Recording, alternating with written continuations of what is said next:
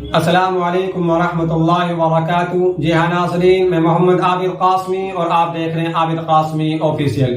جی ہاں ناظرین، آج ہم آپ حضرات کی خدمت میں حاضر ہوئے ہیں آیا صوفیہ مسجد کی حقیقت کو لے کر، کیونکہ آیا صوفیہ مسجد کے بارے میں بہت سارے لوگوں کا یہ خیال اور تصور ہے کہ آیا صوفیہ مسجد سب سے پہلے چرچ تھا جسے زبردستی خلافت عثمانیہ میں مسجد میں تبدیل کیا گیا ہے۔ بہت سارے لوگوں کا یہ خیال اور تصور ہے جو سراسر غلط اور جھوٹ ہے۔ ہم آیا صوفیہ مسجد کی حقیقت کو آپ حضرات کے سامنے چند حقائق کی روشنی میں بیان کریں گے، لیکن ویڈیو کو شروع کرنے سے پہلے آپ حضرات سے درخواست ہے، اگر آپ ہمارے چینل پر نئے ہیں تو ہمارے چینل کو سبسکرائب کر لیجئے، کیونکہ ہم اپنے چینل پر اس طرح کی ویڈیو لاتے رہتے ہیں۔ چلیے ویڈیو شروع کرتے ہیں۔ آیا صوفیہ سب سے پہلے پاگان قوم کی عبادت گاہ تھی جس میں بتوں اور ارواح کی پوجا کی جاتی تھی۔ پھر عیسائی حکمران جسٹنین نے اس کو زبردستی ختم کر کے چرچ میں تبدیل کر لیا اور پرانے عبادت گاہ کے کچھ حصے کو بھی چرچ میں شامل کر لیا۔ لیکن اس عمارت پر مختلف دور گزرے، اس پر بار بار حملے ہوتے رہے، یہاں تک کہ عیسائیوں کے دو بڑے فرقوں میں رومن ایمپائر اور بازنطینی ایمپائر کا ایک لمبے زمانے تک تسلط اور قبضہ رہا، جس میں رد و بدل ہوتا رہا۔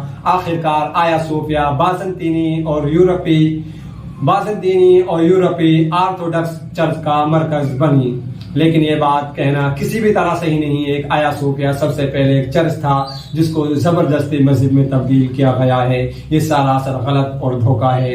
صحیح بات یہ ہے کہ آیا صوفیہ سب سے پہلے پاگان قوم کی عبادت گاہ تھی جس کو عیسائی حکمران نے زبردستی چرچ میں تبدیل کر لیا، جو بعد میں چل کے بازنطینی سلطنت کا سیاسی مرکز بنا، جسے سلطان محمد فاتح نے 29 مئی 1453 عیسوی کے اندر اپنی اسلامی مملکت کا حصہ بنا لیا۔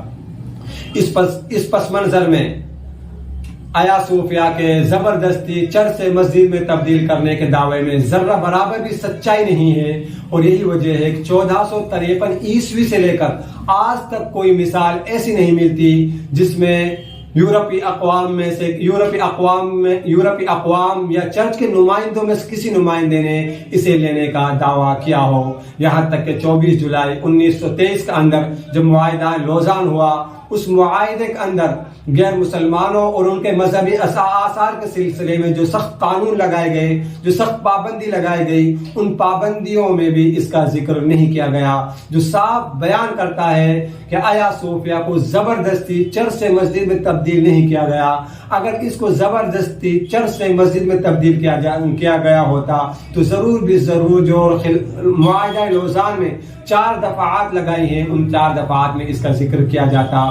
ان 4 دفعات میں ان کا ذکر نہ کرنا یہ صاف بیان کرتا ہے کہ آیا صوفیہ کو زبردستی چرچ سے مسجد میں تبدیل نہیں کیا گیا۔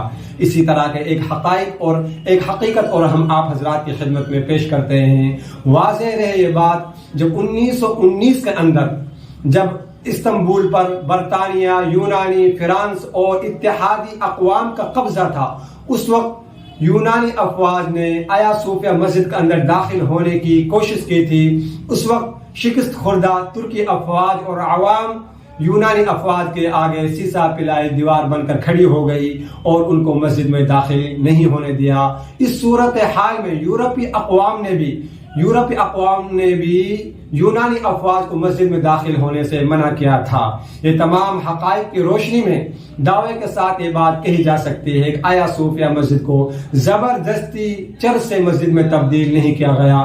جو لوگ یہ کہتے ہیں، غلط کہتے ہیں، جھوٹ بولتے ہیں اور تاریخی بددیانتی اور یہ سراسر دھوکہ ہے۔ یہ ہم نے آیا صوفیہ مسجد کی حقیقت کے تعلق سے چند حقائق کی روشنی میں ہم نے آیا صوفیہ مسجد کی حقیقت کا کچھ حصہ آپ حضرات کی خدمت میں پیش کیا ہے۔ پھر اسی حقیقت کو ہم آگے اگلی ویڈیو کے اندر بیان کریں گے۔ اگر آپ کو یہ ویڈیو اچھی لگی ہو تو ویڈیو کو لائک کریں، شیئر کریں اور ہمارے چینل عابد قاسمی آفیشیل کو سبسکرائب کر لیجئے، کیونکہ ہم اپنے چینل پر اس طرح کی ویڈیو لاتے رہتے ہیں۔ السلام علیکم ورحمۃ اللہ وبرکاتہ۔